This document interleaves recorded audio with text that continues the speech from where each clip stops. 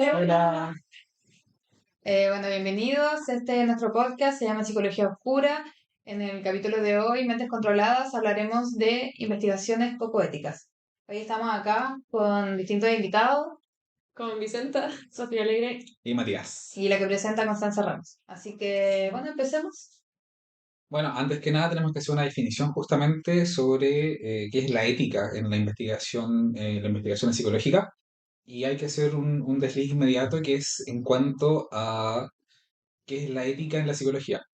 Y es cómo justamente descompone los conceptos desde la moral en pos del bienestar del paciente justamente. Eh, y hay que hacer una aclaración que si bien se habla sobre moral, la primera rige netamente bajo las normas sociales que establecemos, mientras que la ética se rige justamente en este campo bajo el modus operandi que hay que ejercer frente a este tipo de situaciones. Claro. Y de hecho creo que es por eso que vamos a hablar sobre cómo esto se regula, al menos en el campo chileno, que tenemos justamente el código de ética del Colegio de Psicología, y también vamos a trabajar con la ley 20.584 del Código Penal chileno. Bueno, acá vamos a hablar también sobre el código de ética profesional, los principios generales, las normas éticas generales y las normas éticas específicas. Las normas éticas generales, los principios generales, perdón, está el respeto por los derechos y la dignidad de las personas, la competencia, el compromiso profesional científico, integridad, independencia y responsabilidad social. La segunda es la norma ética general, que es la aplicabilidad del código, los límites de acción del código de ética, el respeto por los otros y en la prestación de servicios y competencia. Y lo último, que es como lo más importante, igual, bueno, todo es importante, pero como lo que más se destaca igual es la norma específica, que son el bienestar del cliente, la atención del cliente, objetividad hacia los clientes, honestidad y sinceridad, secreto profesional, confidencialidad, respeto a la libre elección, respeto a la autonomía del cliente, interconsultas, derivaciones y trabajo en equipo, interrupción de los servicios y término de la relación profesional. Hay ética en todas las profesiones, hay ética en todas las áreas, pero la ética en el marco de la salud cambia demasiado, Claro. cambia mucho y es un enfoque muy específico justamente, como se refirió antes y fue reiterativo, el hecho del bienestar del paciente. Y es por eso que se presenta, al menos en Chile, la ley 20.584, que más que como un formato legal, que sí tiene que estar presente sí o sí, va a funcionar como una especie de faro que va a iluminar el camino en el sentido de el modus, la guía de cómo hay que tratar al paciente. Y de esta manera, como vamos a destacar ciertos puntos justamente que no diría que son los más importantes, pero que sí son al menos mínimos que deben estar presentes después en una consulta, por ejemplo, bien sea clínica, bien sea privada, bien sea pública, en un colegio, etcétera. Por ejemplo, vendría siendo el consentimiento del paciente con el profesional, justamente haciendo referencia al marco de la autonomía, en cuanto a que el paciente sepa el modo que el profesional lo va a tratar, cómo él se maneja, en qué área se especificó, porque es sumamente necesario que haya un diálogo, una transparencia justamente en cuanto a cómo se le va a tratar, en cómo se va a manejar el caso, porque Claro. y justamente hablando de eso, la persona si no está de acuerdo, hasta ahí llega simplemente, y por eso está la decisión de que él pueda elegir donde él justamente... Y solamente no tiene que ser como hablado, o sea, también tiene que haber un documento de por medio donde el paciente pueda firmar y decir estoy de acuerdo con el tratamiento a seguir o la investigación a seguir, porque meramente decirlo, o sea, queda en nada. Claro. Claro, justamente no es solamente un consentimiento informado escrito, justamente como te decía, tiene que ser escrito, verbal, identificar varios aspectos que hagan sentir mucho mejor esa profesionalidad que se tenga entre ambos. Ahora vamos a seguir con el experimento que tal vez se le haga aún peor, porque, o sea, ya el nombre lo va a dejar mal. Es la investigación psicológica del estudio monstruo. O sea, ya ese es el nombre que se le dio. El estudio monstruo. No sé qué De, esperarme. No, no sé, de de hecho no sé, Wendell no sé. Johnson, que se generó en 1939. Entonces se investigaba el tartamudeo. Este hombre dijo que él había tenido tartamudeo, entonces Pero en era niño algo o que en adulto. en niños. Y lo peor fue que fue en huérfanos. O sea que nadie estaba a cargo de esos Cero sujetos. apoyo Claro. emocional, nada. No, No, y no y había temas de consentimiento. O consentimiento de quién, sea, porque el infante tiene que tener un tutor claro, claro, y claro. acá No No hay lo yo creo hay. que justamente yo creo que por eso, ¿no? Exacto. Me Claro. O imagino que sea, haya sido Debe la haber sido a facilidad, propósito. claro. la facilidad de la manipulación de venir y decir, ¿sabes qué? Quiero trabajar con estos niños que no tenían ningún tutor legal, que nadie los No, cuidaba, fue más que sencillo. Una alumna participó en el experimento que fue Marie Tudor con el objetivo de llevar a cabo en un orfanato para probar su teoría, que era si es que el tartamudeo podía curarse con un buen tratamiento. O sea que si tú apoyabas al niño y le decías tú hacías las cosas correctamente, hablas muy bien y le dabas un apoyo básico, podía mejorar el tartamudeo. Y al contrario, si tú lo retabas más, si tú lo presionabas más, iba a empeorar. Em, o sea, pero no era como algo de refuerzos positivos y refuerzos claro, negativos, ajá, básicamente, básicamente era todo pero eso. no, por ejemplo, un trabajo de fonoaudiología, de No, trabajo léxico, era eran meramente netamente refuerzo positivo y negativo, castigo, refuerzo. en base a lo que los niños hicieran, en base si el niño hablaba o si no hablaba. Y se consistió en reunir a 22 niños y niñas del orfanato, algunos con problemas de tartamudez y otros sin ningún tipo de problemas en el habla. Una vez seleccionados los sujetos, se dividió a los niños en dos grupos, indistintamente de si tenían problemas o no. La investigación fue bautizada por otros investigadores como el estudio monstruo. O sea, otros investigadores al ver este estudio dijeron, o sea, es un Ya para verdadero ellos caos. era mucho. Claro. Por la crueldad con la que se había tratado al segundo grupo de niños y niñas, las consecuencias que todos ellos habían generado, ya que en el primer grupo se motivaba a los niños y niñas que hablasen bien y se les premiaba y halagaba en cualquier mejora. En el segundo grupo se les contagiaba o sea, se les castigaba y criticaba a los niños, hablasen mal o hablasen bien. Se hacía hincapié en todos los errores, se les llamaba tartamudos y se les decía que nunca conseguirían hablar bien. Los resultados del experimento, que se desarrolló entre enero y mayo de 1939, fueron claramente visibles al poco tiempo, mientras que los niños y niñas del primer grupo empezaron a hablar y a agarrar confianza y a mejorar con el tiempo, el segundo grupo no hizo más que empeorar. E incluso niñas que al principio no sufrían ningún tipo de problema empezaron a mostrar problemas de inseguridades, retraimiento y síntomas de ansiedad. O sea, de verdad el tratamiento a niños fue brutal. O No, es sea, que ya el hecho de trabajar con niños, ya no, en y su No, condición y ya es huérfano. peor. Claro, es claro, que o claro, sea, no había ya alguien solamente que los viéndolo defendiera.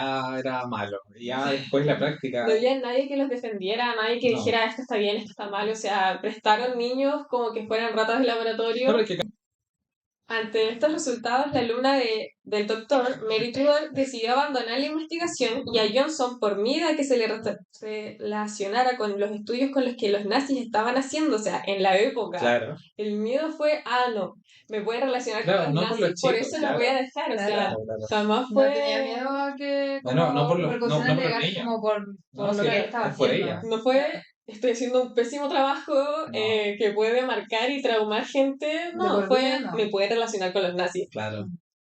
Em, Prefirió que los resultados nunca salieran a la luz.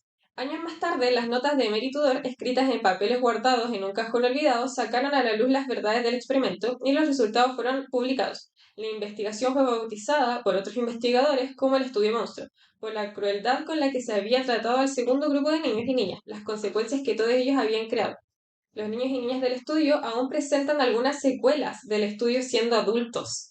Y en 2001 apareció un artículo de Mercury News donde se hablaba de la investigación del Dr. Johnson y de las consecuencias que había provocado. La Universidad de Iowa pidió perdón y cambió el nombre de la Academia de Logopedia que había inaugurado en honor a Johnson, quien había tenido una larga y fructífera carrera.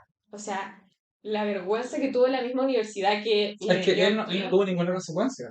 Claro, o No, sea, el hombre No, murió y nunca se enteró de esto. no. La universidad, claro, obviamente fue como, Años después, se avergonzó de todo lo que prácticamente había 50 ocurrido. años, más de 50 años después. Claro, o sea, por ella, si no se hubiera habido algún reclamo, la universidad lo hubiera dejado tal como No, estaba. y es que de nuevo no se vela por el beneficio de ninguno realmente. claro. Y más aún en el sentido de que después se ocultaron los resultados. O sea, ya Él acá. sabía que había hecho algo mal, Sí, lo yo creo que desde un sabía. principio. Yo creo que el mero hecho de buscar niños huérfanos ya Claro. marca un precedente de Claro, hacia dónde porque iba la así no habría investigación. nadie que le dijera así como, no, oye, mi Claro, hijo está teniendo este claro. Claro. problema, no. O sea, fue tan fácil como tomar gente que no podía Es oponerse. muy fuerte porque estos niños ya están en esta situación de vulnerabilidad, de no Claro, tener ningún tipo de apoyo emocional, con tutores o con padres. Entonces ya se encuentran en un lugar que yo creo que de por sí es súper fuerte en el que estar, que es un orfanato. Mm. Ver, por claro. ejemplo, que adoptan niños y tú no. Entonces también existe como esta incertidumbre todo el tiempo más para venir a hacer este tipo de investigación que le causa como secuelas para toda la vida. O sea, uno de los niños que todavía siguen vivos, que ya es un adulto, porque ya muchos murieron, se le hizo una indemnización, pero por parte de la universidad, o sea, en 2007. O sea, Que ¿cuántos de años nuevo, después? Fue en 1939. 70 pues casi, es Y mucho. aparte las indemnizaciones son que para el daño Para el emocional, daño de años, justamente. Porque todavía tenía traumas, o sea, fue toda una vida desde, no sé cuántos años hayan tenido, unos 10 años, de toda la vida, o sea, Bueno, y al final recaemos en eso, que al final, por más que hayan establecido a lo largo del tiempo este tipo de normas, este tipo de códigos, de metacódigos, justamente, que te presentan el cómo debe ser el trato, justamente, de un paciente a un profesional, son completamente descartados, son completamente ignorados, justamente. En este tipo, a esta altura, digo, me refiero en esa altura, quizá a mayor grado, hoy en día a menor grado, justamente, pero siguen ocurriendo ese tipo de irregularidades justamente frente a los códigos presentes. Y yo creo que lo más importante es que no es solamente un papel, algo que hace referencia a lo legal, sino que es tomarlo como un punto de reconocer y de velar la protección de los pacientes justamente, porque son lo más importante dentro de todo. Acá no hay otra cosa. Cuando uno va a trabajar, cuando uno va a tratar justamente con un paciente, tú lo haces por el bienestar de la persona, bien sea un niño, bien sea un adulto, una persona mayor, justamente. En cada proceso, en cada etapa, lo que tú buscas justamente es el beneficio de esa persona, dejando de lado el beneficio que a uno le puede tener el tema del trabajo, pero siempre enfocándose en el paciente. Entonces, es más allá de un simplemente marco legal, sino que es justamente es centrarse en la dignidad, el respeto y la colaboración mutua, o finalmente. sea, lo mínimo, lo básico, si que vas a trabajar con otra persona es no dañarla y en los tres experimentos vimos un claro ejemplo que les importó Todo lo muy contrario. poco, claro, Por y eso, por eso, por simplemente eso hacemos el énfasis en experimentos, que es básicamente, investigaciones. no, por eso me refiero, que hacemos el énfasis en experimento, porque busca experimentar con la persona, Claro, o sea, no busca el beneficio como puede ser la claro, práctica o la investigación. claro. claro, porque al final fue de todo menos investigación. Exacto. Bueno, igual quiero hacerle una pregunta, a ver qué piensan ustedes. Porque yo creo que todas las personas que hicieron estos experimentos lo hicieron de una manera poco ética en pos de que el experimento fuera como genuino y que las reacciones y, las, Buscarlo lo más y real. los resultados fueran lo más reales posible. Pero, ¿qué tan dispuesto está una persona a llegar para generar eso?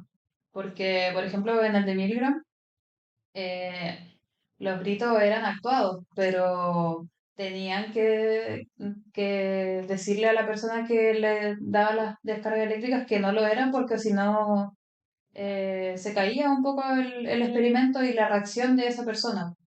Entonces igual era para probar algo. Pero ¿qué tan dispuesto está una persona a llegar para probar algo? Es que igual hay que pensar que había plata de por medio. Entonces, no sabéis que vamos a hacer esto y te vamos a pagar tanto. Entonces, Mira, obviamente la gente igual muchas veces por la plata más que nada se queda. Claro. yo lo veo como algo por parte de quien hace el experimento, es netamente dejando de lado, como lo que hablábamos recién, de que el enfoque es la persona, el bienestar y el beneficio, se deja completamente de lado y solamente se hace un enfoque, un enfoque súper narcisista, súper orgulloso, súper Súper de que egoísta.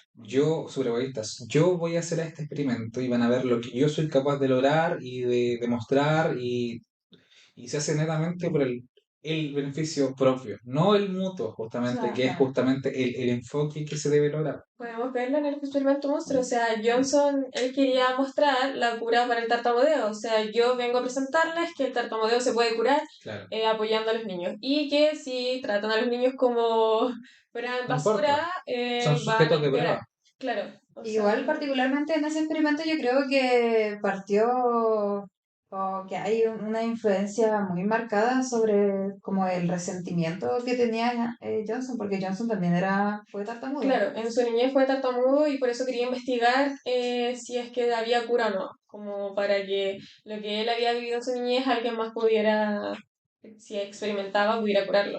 Pero no sé, yo en esa posición, aunque tuviera algunas ganas de estudiar algo, si yo sé que voy a dañar a otra persona, creo que no podría hacerlo.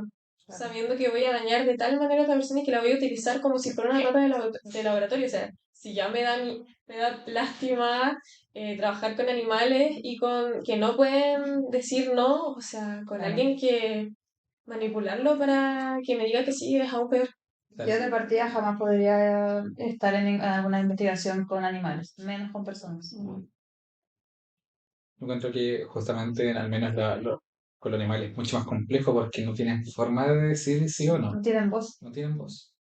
O sea, todos estos experimentos fueron encontrados buscando los 10 peores experimentos del mundo. Te van a aparecer un Claro, millón de Claro. casos de muchos psicólogos, de muchos investigadores diferentes que dijeron, oh, esta idea es muy buena, hagamos una prisión falsa en donde todos se disfracen y crean que son ellos. O manipulemos gente al azar y hagámosle creer que tienen poder cuando no es así, que en realidad lo estamos manipulando. Trabajemos con niños y manipulémonos como queramos, porque total no tienen una figura de autoridad que los pueda defender. O sea, de nuevo, son solamente personas egoístas y que se aprovechan de esta situación de poder justamente y trabajan con las personas dejándolo en un estado de control mental. Muchas gracias por escucharnos. Nosotros somos Psicología Oscura, así que atentos para lo próximo que se viene.